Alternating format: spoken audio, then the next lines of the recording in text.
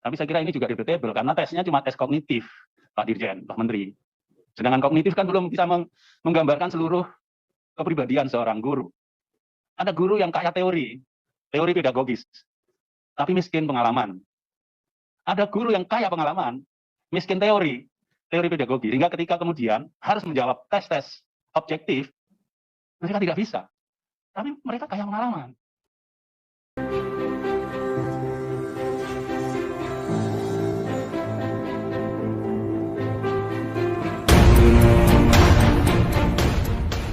Ingin menyampaikan kepada Pak Menteri dan jajarannya agar menggunakan kesempatan rekrutmen P3K ini sebagai sebuah kesempatan yang sangat baik untuk membayar hutang pemerintah kepada para guru-guru honorer. Karena apa? Karena guru honorer itulah yang mengisi proses pelaksanaan pembelajaran di depan siswa-siswa kita itu bisa berjalan dengan baik, karena kita tahu pemerintah masih kekurangan lebih dari 1 juta guru, dan itu pun belum termasuk yang pensiun. Mereka lah yang mengisi, dan sudah bertahun-tahun mengabdi. Sudah banyak disampaikan tadi bagaimana pengabdian mereka. Saya kira sudah cukup digambarkan oleh pembicara atau teman-teman dari fraksi yang lain mengenai perjuangan mereka. Nah, saat ini pun saya tahu bahwa mereka mengikuti rapat kerja hari ini. Saya memantau karena ini terbuka, live streaming di Facebook. Rapat kita ini beberapa menit yang lalu sudah diikuti oleh lebih dari 1.600 dan sudah disebarkan, di-share lebih dari 300, itu baru yang di Facebook. Belum yang di YouTube, itu lebih 2.600 sudah saya lihat itu. Beberapa hari yang lalu, beberapa guru honorer bertanya kepada saya, apa perlu saya ke Jakarta untuk mengikuti RDP ini? Saya bilang nggak usah lah. Nanti kami aja yang mewakili menyampaikan kepada Pak Menteri, perlunya mereka yang telah berjasa itu diperhatikan. Afirmasinya diberikan. Dan saya kira kita punya kesempatan untuk memperbaiki afirmasi itu.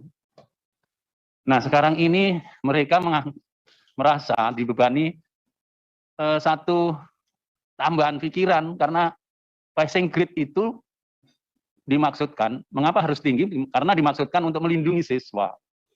Karena dimaksudkan untuk mendapatkan guru yang baik.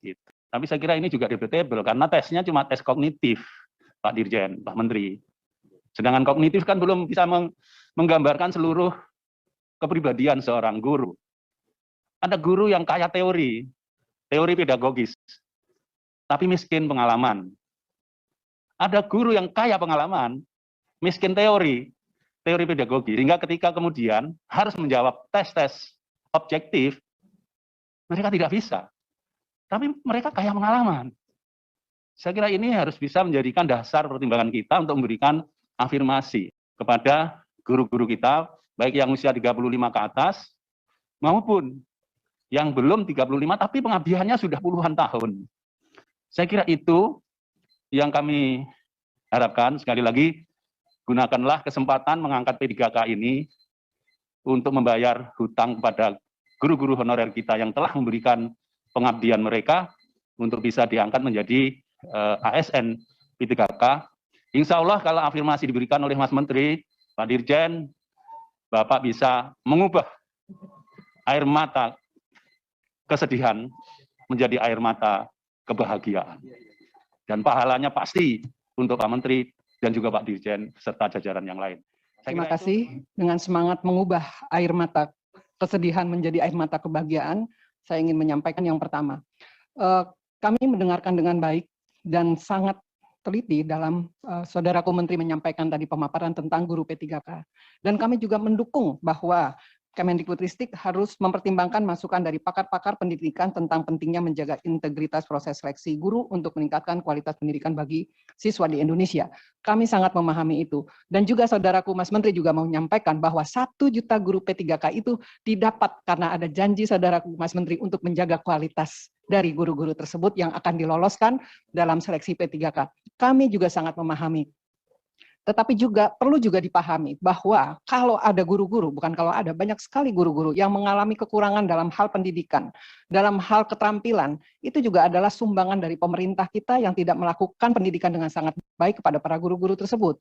Apakah, coba ditanyakan, apakah sering dilakukan pendidikan bagi guru-guru kita secara berkesinambungan, kemudian mendapatkan pelatihan dengan baik, kemudian mendapatkan sarana-prasarana dengan baik juga tidak?